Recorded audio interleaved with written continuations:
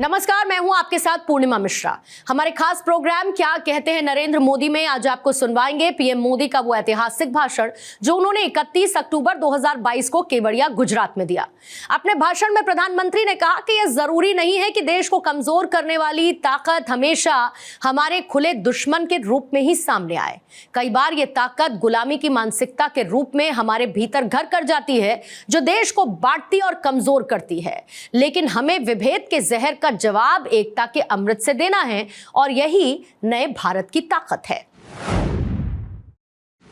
साथियों, ये एकजुटता, ये अनुशासन परिवार, समाज, गांव, राज्य और देश हर स्तर पर आवश्यक है और इसके दर्शन आज हम देश के कोने कोने में कर भी रहे हैं। आज देश भर में 75,000 एकता दौड़ रन फॉर यूनिटी हो रही है। लाखों लोग जुड़ रहे हैं। देश का जन जन लौह पुरुष सरदार वल्लभ भाई पटेल की संकल्प शक्ति से प्रेरणा ले रहा है। आज देश का जन जन अमृत काल के पंच प्राणों को जागृत करने के लिए, राष्ट्र की एकता और अखंडता के लिए संकल्प ले रहा है। साथियों, राष्ट्रीय एकता दिवस ये अवसर केवड़िया एकता नगर की ये धरती और स्टैच्यू ऑफ यूनिटी हमें निरंतर ये एहसास दिलाते हैं कि आजादी के समय अगर भारत के पास सरदार पटेल जैसा नेतृत्व न होता तो क्या होता अगर 550 से ज्यादा रियासतें एकजुट नहीं हुई होती? क्या होता अगर हमारे ज्यादातर राजे रजवाड़े त्याग की पराकाष्ठा न दिखाते, मां भारती में आस्था न दिखाते? आज हम जैसा भारत देख रहे हैं हम उसकी कल्पना भी नहीं कर सकते थे। एक कठिन कार्य, ये असंभव कार्य सिर्फ और सिर्फ सरदार पटेल ने ही सिद्ध किया। साथियों, सरदार साहब की जन्म जयंती और राष्ट्रीय एकता दिवस ये हमारे लिए केवल तारीख भर नहीं है, ये भारत के सांस्कृतिक सामर्थ्य का एक महापर्व भी है। भारत के लिए एकता कभी भी विवशता नहीं रही है। भारत के लिए एकता सदा सर्वदा विशेषता रही है। एकता हमारी विशिष्टता रही है।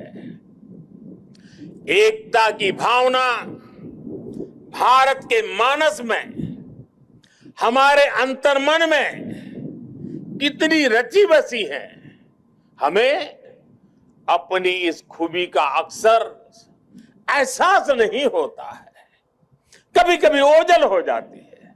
लेकिन आप देखिए, जब भी देश पर कोई प्राकृतिक आपदा आती है तो पूरा देश एक साथ खड़ा हो जाता है। आपदा उत्तर में हो या दक्षिण में, पूरब में हो या पश्चिमी हिस्से में, ये मायने नहीं रखती है। पूरा भारत एकजुट होकर सेवा, सहयोग और संवेदना के साथ खड़ा हो जाता है। कल ही देख लीजिए ना, मोरबी में हादसा हुआ, उसके बाद हर एक देशवासी हादसे का शिकार हुए लोगों की सुरक्षा के लिए प्रार्थना कर रहा है। स्थानीय लोग हादसे की जगह पर अस्पतालों में हर संभव मदद के लिए खुद आगे आ रहे हैं। यही तो यही तो एकजुटता की ताकत है। कोरोना का इतना बड़ा उदाहरण भी हमारे सामने है।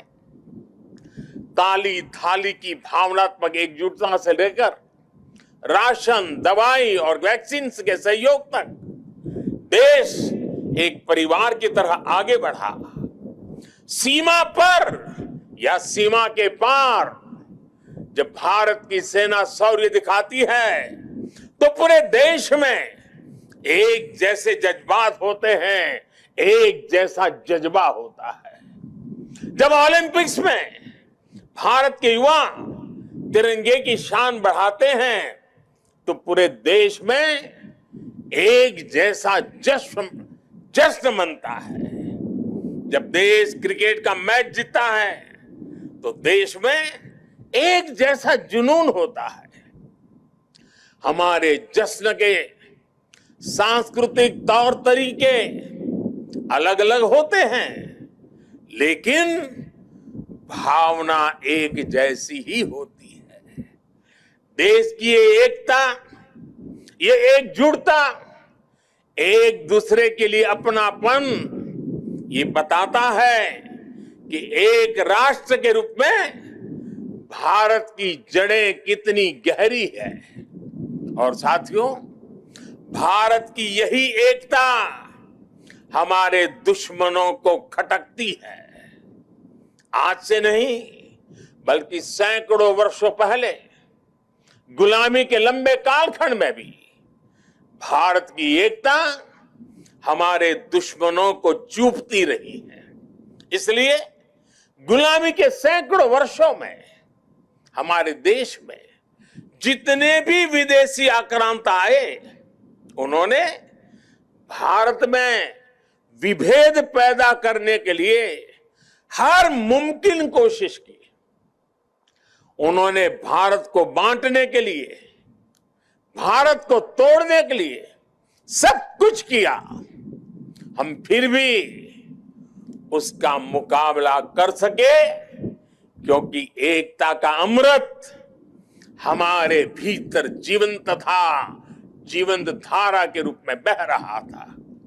लेकिन वो कालखंड लंबा था। जो जहर उस दौर में घोला गया, उसका नुकसान देश आज भी भुगत रहा है। इसलिए ही हमने बंटवारा भी देखा और भारत के दुश्मनों को उसका फायदा उठाते भी देखा। इसलिए हमें आज बहुत सावधान भी रहना है। अतीत की तरह ही भारत के उत्कर्ष और उत्थान से परेशान होने वाली ताकतें आज भी मौजूद है। वो आज भी हमें तोड़ने की, हमें बांटने की हर कोशिश करती है। हमें जातियों के नाम पर लड़ाने के लिए तरह तरह के नैरेटिव गढ़े जाते हैं। प्रांतों के नाम पर हमें बांटने की कोशिश होती है। कभी एक भारतीय भाषा को दूसरी भारतीय भाषा का दुश्मन बनाने के लिए कैंपेन चलाए जाते हैं। इतिहास को भी इस तरह पेश किया जाता है ताकि देश के लोग जुड़े नहीं बल्कि एक दूसरे से दूर हो। और भाइयों बहनों, इसे एक और बात हमारे लिए ध्यान रखनी आवश्यक है। ये जरूरी नहीं है कि देश को कमजोर करने वाली ताकत हमेशा हमारे खुले दुश्मन के रूप में ही आए। कई बार ये ताकत गुलामी की मानसिकता के रूप में हमारे भीतर घर कर जाती है। कई बार ये ताकत हमारे व्यक्तिगत स्वार्थों के जरिए सेंधमारी करती है। कई बार ये तुष्टीकरण के रूप में, कभी परिवारवाद के रूप में, कभी लालच और भ्रष्टाचार के रूप में दरवाजे तक दस्तक दे देती है, जो देश को बांटती और कमजोर करती है। लेकिन हमें उन्हें जवाब देना होगा। हमें जवाब देना होगा भारत मां के संतान के रूप में। हमें जवाब देना होगा एक हिंदुस्तानी के रूप में। हमें एकजुट रहना होगा, एक साथ रहना होगा। विभेद के जहर का जवाब हमें एकता के इसी अमृत से देना है। यही नए भारत की ताकत है। साथियों, आज राष्ट्रीय एकता दिवस पर मैं सरदार साहब द्वारा हमें सौंपे दायित्व को फिर दोहराना चाहता हूं। उन्होंने हमें ये जिम्मेदारी भी दी थी कि हम देश की एकता को मजबूत करें, एक राष्ट्र के तौर पर देश को मजबूत करें। ये एकता तब मजबूत होगी जब हर नागरिक एक जैसे कर्तव्य बोध से ये जिम्मेदारी संभालेगा। आज देश इसी कर्तव्य बोध से सबका साथ, सबका विकास, सबका विश्वास और सबका प्रयास इस मंत्र को लेकर विकास के मार्ग पर आगे बढ़ रहा है। आज देश में हर कोने में, हर गांव में, हर वर्ग के लिए और हर व्यक्ति के लिए बिना भेदभाव के एक जैसी नीतियां पहुंच रही है। आज अगर गुजरात के सूरत में सामान्य मानवी को मुफ्त वैक्सीन लग रही है, तो अरुणाचल के सियांग में भी उतनी ही आसानी से मुफ्त वैक्सीन उपलब्ध है। आज अगर एम्स गोरखपुर में है, तो बिलासपुर, दरभंगा और गुवाहाटी और राजकोट समेत देश के दूसरे शहरों में भी है। आज एक और तमिलनाडु में डिफेंस कॉरिडोर बन रहा है, तो उत्तर प्रदेश में भी डिफेंस कॉरिडोर का काम तेजी से आगे बढ़ रहा है। आज नॉर्थ ईस्ट की किसी रसोई में खाना बन रहा हो या तमिलनाडु की किसी सम्मियल अरई में खाना बन रहा हो, भाषा भले अलग हो, भोजन भले अलग हो, लेकिन माताओं बहनों को धुएं से मुक्ति दिलाने वाला उज्ज्वला सिलेंडर हर जगह है। हमारी जो भी नीतियां हैं, सबकी नियत एक ही है, आखिरी पायदान पर खड़े व्यक्ति तक पहुंचना, उसे विकास की मुख्य धारा से जोड़ना। साथियों, हमारे देश के करोड़ों लोगों ने दशकों तक अपनी मौलिक जरूरतों के लिए भी लंबा इंतजार किया है। बुनियादी सुविधाओं के बीच की खाई जितनी कम होगी, उतनी ही एकता भी मजबूत होगी। इसलिए आज देश में सैचुरेशन के सिद्धांत पर काम हो रहा है। लक्ष्य ये कि हर योजना का लाभ हर लाभार्थी तक पहुंचे। इसलिए आज housing for all, digital connectivity for all, clean cooking for all, electricity for all, ऐसे अनेक अभियान चलाए जा रहे हैं। आज 100% नागरिकों तक पहुंचने का ये मिशन केवल एक जैसी सुविधाओं का ही मिशन नहीं है। ये मिशन एकजुट लक्ष्य, एकजुट विकास और एकजुट प्रयास का भी मिशन है। आज जीवन की मौलिक जरूरतों के लिए 100% कवरेज देश और संविधान में सामान्य मानवी के विश्वास का माध्यम बन रहा है। ये सामान्य मानवी के आत्मविश्वास का माध्यम बन रहा है। यही सरदार पटेल के भारत का विजन है, जिसमें हर भारतवासी के लिए समान अवसर होंगे, समानता की भावना होगी।